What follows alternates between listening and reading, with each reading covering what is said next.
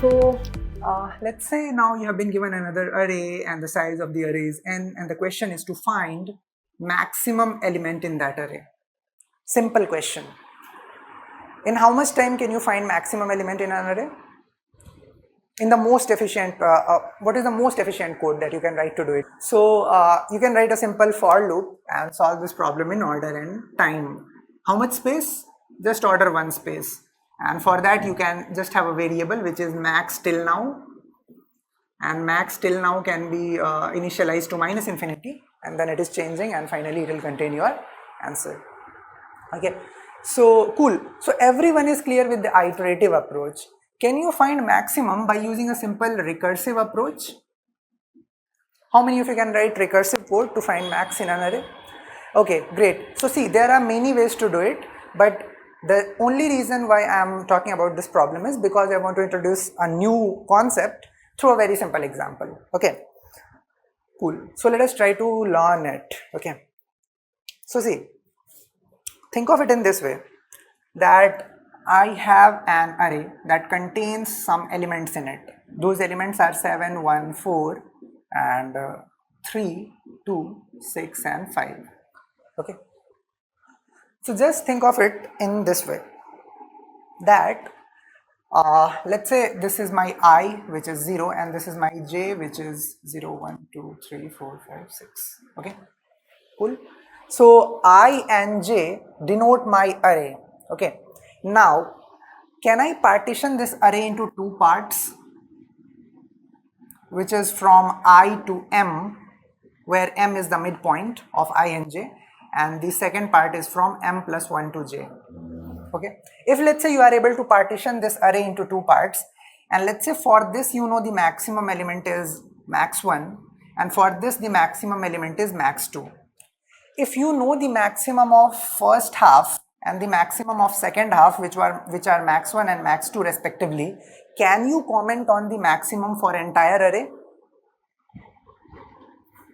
Yeah, it will simply be the max of max 1 comma max 2. Very good. So this is an important strategy. Okay, and we'll see many algorithms which are based on this strategy.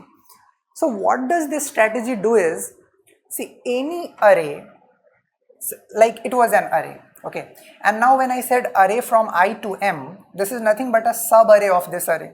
Okay, and sub array can simply be denoted by two values, which are I and j, which are starting index and ending index, right? Cool.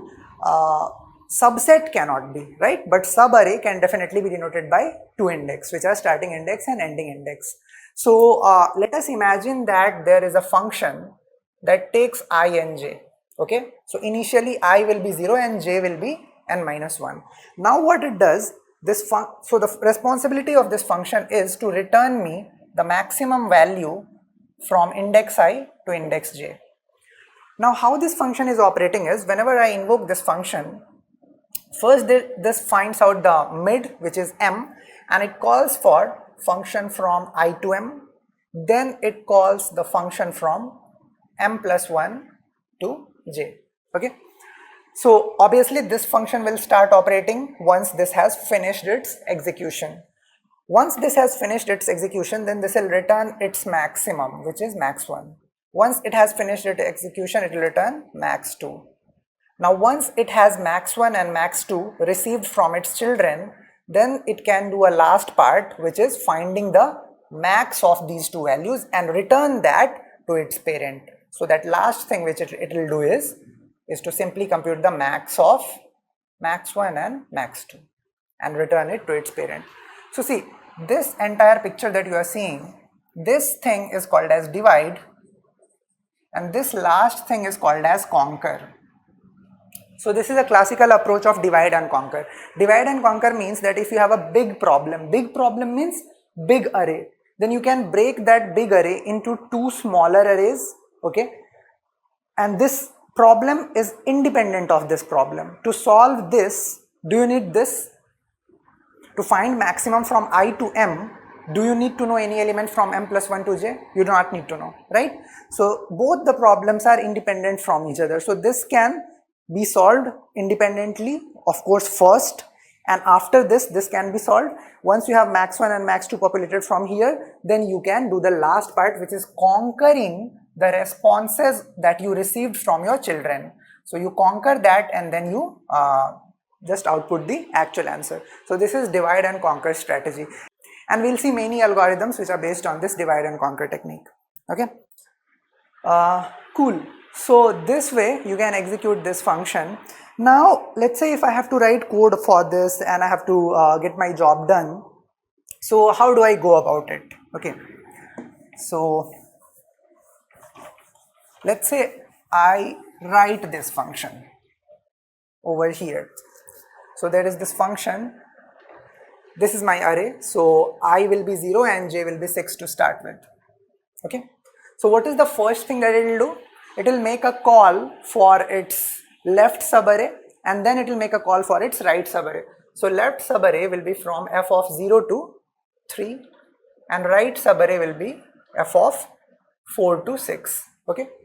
And of course first this will be executed, then only this will be executed.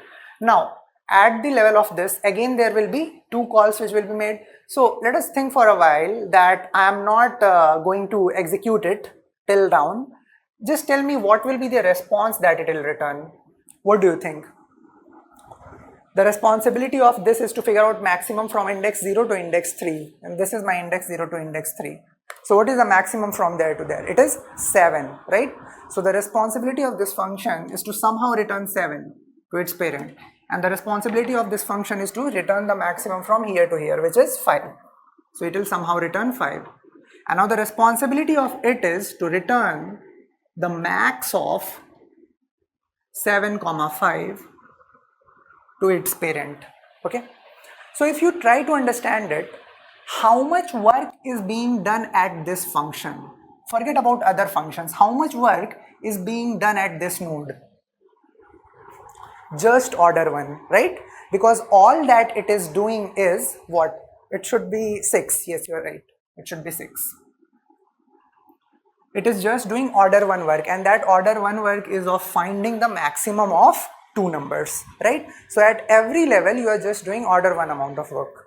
So this was one thing that I wanted to make sure. Okay, by the way, let's go down. So now you are here. What will be mid from 0 to 3? Mid from 0 to 3 will be 1. So you make a call for this and you make a call for this. Now again here, what will be mid from here to here? It will be 0. So you will make a call from f of 0 to 0 and f of 1 to 1. What do you think I should do here? Whenever my I and j becomes equal, what should I do? Yeah, because what is the physical meaning of it? The physical meaning of it is, I want to know that what is the maximum from 0 to 0. This says I want to know the maximum from index 1 to 1. Similarly, if let's say you have 6 to 6, that means you want to know the maximum from here to here. If you have just one element, what is the maximum? The maximum is that single element itself. So what you can do is, this can be considered as your termination condition and you can simply return the element at this index position, which is 7. Similarly, here you can return the element at this index position, which is 1. Okay. So now this parent has received the response from left child and right child, which are 7 and 1. So now what should it return to its parent? What is the work which is done by a parent after its children have returned the values? It simply computes the max of them and return that max to its children, which is 7. So if you take a look, f of 0, 1 has done its job. The job of f of 0, 1 was to find maximum from here to here and return that to its calling parent. That is what it has done. Same thing will be done by this also, and same thing will be done by this entire chain also, and that is how your response would propagate. Okay. So let's say I am going to write a find max method. This method is going to take int I, int j. I comma j uniquely determines a unique subarray, correct? So what should be the return type of it? Its return type should be integer. This is a returning function. This is not a void function, right? This is a returning function. So this will be returning an integer. Okay. Now first I should write my termination condition, which I already explained, that if my I and j have become equal, simply return that element itself. Okay. Otherwise it means that you are at some non-terminal node. If you are at non-terminal node, then you are supposed to make two calls by finding your midpoint. So first you will find your midpoint. So your midpoint will be nothing but I plus j upon 2, right? After finding this, you can call your left child. To call your left child, you will do find max from I to m, and then you will call find max from m plus 1 to j. Now let's say the answer of this is stored in int x, and then the answer of this is stored in int y. So x is the maximum from left subarray and y is the maximum from right subarray. What is the last thing that should be done? What is it that this function which was invoked from I to j should return? It should return the max of the two values. So the final thing should be to return max of x comma y. This part is the divide part and this part is the conquer part. Yeah, complexity. Who can tell me the time complexity of this? Okay, somebody says n log n. We are visiting every element once. That is right to say. You are visiting every element once in the end, but you are touching many subarrays. Subarrays are many.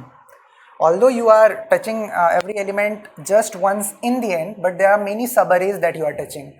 So the subarray 0 to 6, it might have some elements which are also here, which are also here, which are also here. So try to think from this perspective, then answer from there.